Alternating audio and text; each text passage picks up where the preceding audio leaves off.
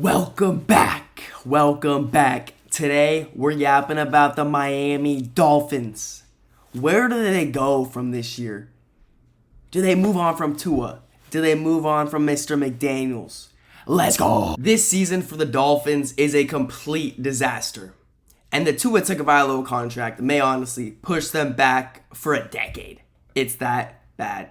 Last season, it was Tua was injured. We would have made the playoffs if Tua was fully healthy. Because he only played, 11 games with 6-5 with him. Without, they were 2-4. So you can say, okay, Tua, hopefully fully healthy, recovered from his concussions last year. And man, when I tell you it's the exact opposite of what we thought Tua could maybe look like his past selves, he looks horrible out there. I'm concerned for his future with the Dolphins, honestly, and the Dolphins' future without him. But the injuries, if it's his mental, I don't know, something is wrong with Tua. He's never been this great quarterback. He never deserved to get paid this highly. He's always been a game manager since entering the NFL after suffering his hip injury in college. But man, it starts from him. His zip beyond the numbers is gone. Tua's been terrible this season, and it all dwindled down from there. In the middle of the season, Tyreek Hill went down with a knee injury. It kind of felt like the end of the McDaniels era with the Dolphins once he got hurt, because I think they were 1-5 in that range. But Tyreek may be able to be back next year. He will fully recover from that knee injury. He's a dog. He may stick around in Miami. He has a $30 million option pretty much. They'll have to release him. Dead cap, $30 million. Horrible. So I see Tyreek Hill staying with the Dolphins next year. Devon Achane has been the stud of the Dolphins this season. He is a top 5 RB in this league for sure. He's going to get paid handsomely when the time comes, as he only has 4 years on his rookie deal. TikTok Dolphins, maybe this offseason. We got to talk about a disappointing player. Not necessarily disappointing. Maybe it's because Tua in the offense, I think Tua really holds Jalen Waddle back. But also, I believe Jalen Waddle has severe drop issues, if I'm going to be honest. I don't fully believe McDaniels trusts him in those intermediate routes that Tyreek Hill gets across the middle of the field and in the face of defenders. You know what I'm saying? But where his targets have been wishy-washy, and I really think it's just dependent on the lack of Tua's capabilities. As you've seen down the stretch these last couple games, it's Tua throwing as little as possible and just feed the running game, and it's working, which is fine. But Darren Waller, as well, has been awesome at times. This past week, scoring 2 touchdowns. It seems like he has probably 6-7 touchdowns. But Darren Waller has been awesome, but he's 33. He's not going to be here for the future, if we're going to be honest. Their offensive line's gotten better, if we're going to be honest. Their pass protection is decent. They give Tua a decent amount of time. Like I said, I think Tua just really brings down this offense, and the offensive line included. Their running blocking is awesome. They're a top 5 rushing team in the NFL this year.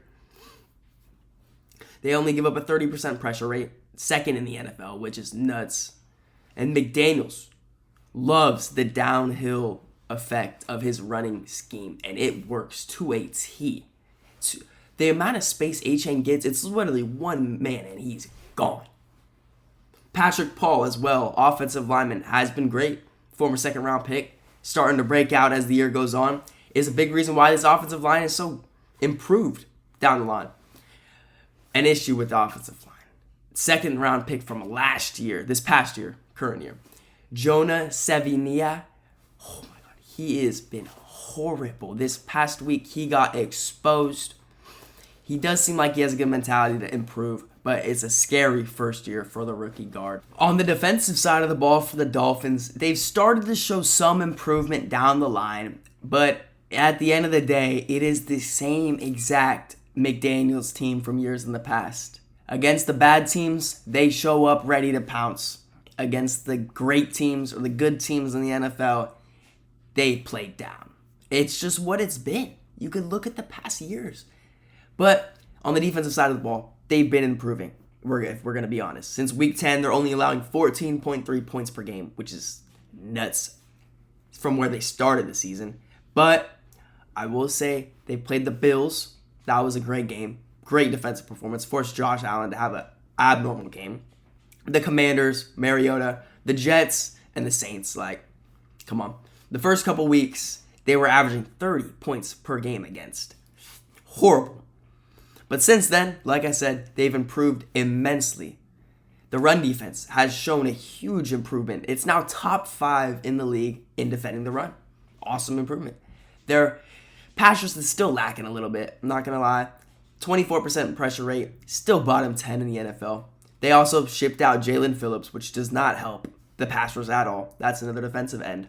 And Bradley Chubb's also coming back from a horrific knee injury suffered last year. So he's playing fine. He's top 30 in pressures. That's all you can really ask for a guy coming off an ACL tear. You know it takes that 1 year of getting back, and then the next year they're usually bang. Look at Javonte Williams, for example. At the back end of the defense, the secondary, it's lackluster. Aside from Minkah Fitzpatrick, if we're going to be honest.